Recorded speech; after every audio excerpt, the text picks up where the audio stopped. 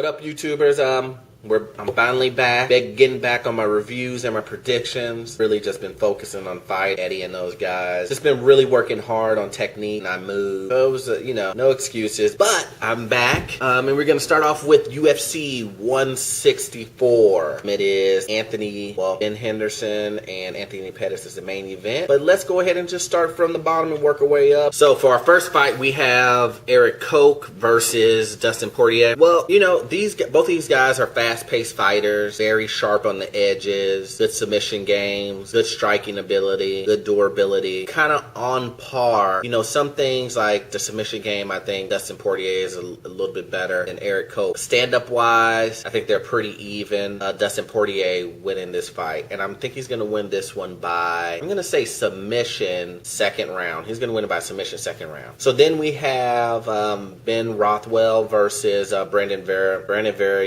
he's supposedly on a comeback, and I'm just surprised he's still with the UFC after he's had, a bunch of losses, and, but they've given him his chance, and, I'm guessing everybody's expecting this to be like his resurgence in that weight division. Ben Rothwell, who record here I'm looking at 41 wins, 9 losses. His last loss was against Gabriel Gonzaga. I just think that he's been a little bit more active than Vera, and so that I think for Vera is going to be still a situation of ring rust and getting back and good guys, not can. Ben Rothwell winning this one, and I think it's going to be by knockout third round. Then we have the next fight, which is Chad Mendes versus Clay Guida. Busy guys. Everybody know Clay Guida, his style is just to go, go, go, go, go. I even sometimes think when I see him wrestling, like wrestling and grappling, like, does he even realize what he's actually doing? Does he even have time to put technique into what he's doing, into his wrestling? And then you have Chad Mendes, who's an excellent wrestler too. Everybody knows his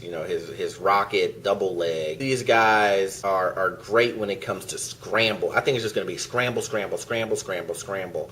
And at that weight division, I just think it's just going to be phenomenal to watch. But when it comes to stand-up, I believe Chad Mendes has the better striking ability. Definitely hits harder. But Clay, I was watching the countdown video, and he was saying that there's no way he's going to be knocked out. He's been hit harder. And I just don't think so. I think he's going to catch something, a knee or something like that, and it's going to really put him on his back. And I think the ground and pound's going to come, if the ground and pound doesn't happen, or if it does happen, it's not happening fast enough, we all know what's going to happen next. It's going to be that guillotine, which that group out there, that camp does hands down the best. So I have Chad Mendes winning this fight, and I think he's going to win it in the second round by guillotine. Frank Mir versus Josh Barnett. Josh Barnett just got signed to the UFC, and this is his first match. It's my opinion that Josh Barnett has been fighting cans, and when I say cans, I mean individuals who are up to his skill level.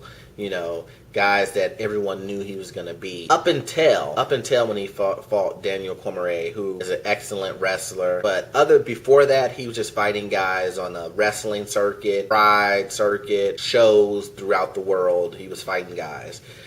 When the premier place was to fight was the UFC. And so he just got signed to the UFC, and he first wants to go against Frank Mir, and Frank Mir wants to go against him. And they want to go against each other because they want to figure out who has the superior grappling skills in the heavyweight division.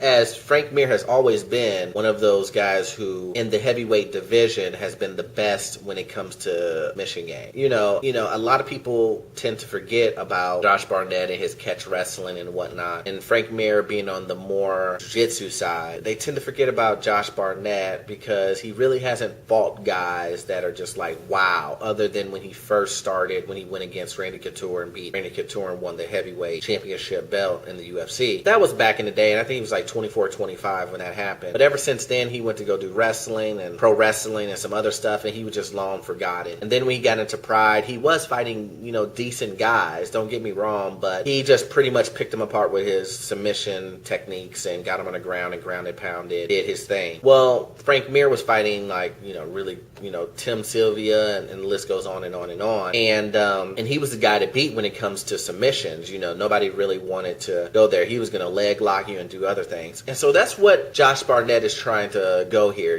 Josh Barnett is saying, hey, we're going to fight all on the ground. This is going to be a grappling match, so you might as well get better. And my grappling technique is better than yours. And Frank Mir is saying the same thing. So we're going to actually see who, in this particular situation, whose grappling is going to be the best. But I doubt that it's going to be true to what their statements and just be a grappling contest. What I believe is going to happen is it's going to be, stand up, and then wherever the fight goes, because you don't want to give your opponent that edge there. Actually, what's going to happen? And do I see someone getting submitted? Yes, I do, but I don't think it's just going to be two guys fighting and then they just fall on the ground and then grapple. What I think is going to happen is it's probably going to get taken there, or it's going to get taken on the ground and then somebody's going to get ground and pounded. And I think that person who's going to do that is going to be Josh Barnett in this. And I believe that if it was the old Frank Mir, he would have won against,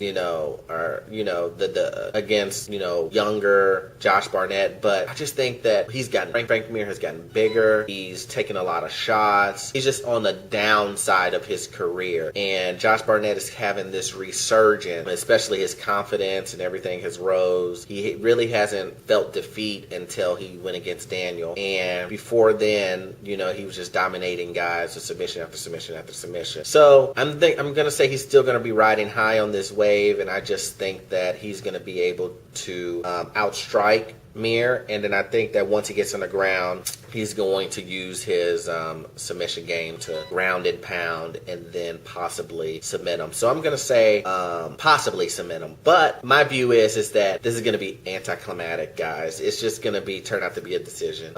And Josh Barnett's going to win because it's going to be on top, and then Mir's going to be guarding against submission attempts. And it's just going to be Barnett riding on top of Mir the whole 3 rounds, just top position.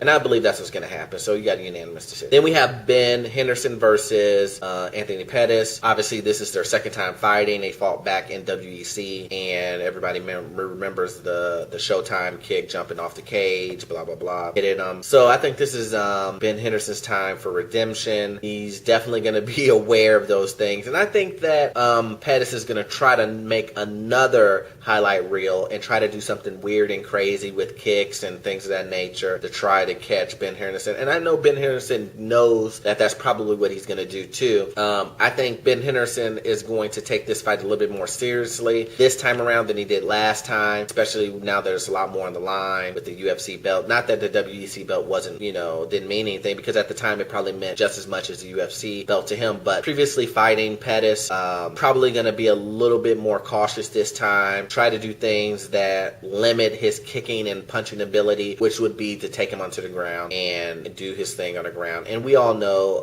Ben Henderson's wrestling and whatnot is awesome and great. All that power from the legs and thighs that he does, that he pushes through when he does his takedowns, is awesome. So I just think in this one, we all know what Pettis can do. We all know he's a great, striker. His Taekwondo based striking ability is excellent. I don't think Ben Henderson can stand up with that, and he shouldn't. But I think that what he's going to do to counter that is he's going to use wrestling to counter the striking abilities of Tony Pettis. And with that being said, Ben Henderson is a lot better than he was when he fought, Pettis the first time. And Tony Pettis is better too than he was back then. But I just think that Ben Henderson has grown a lot more. And right now he has a lot more to lose. A lot more to lose. I just don't think he's going to let that happen. So I have Ben Henderson winning this one by decision. There you go, guys. Tell me what you guys thought of the review. As normal, please rate, comment, and subscribe. And I will see you guys on the review of 164. Peace.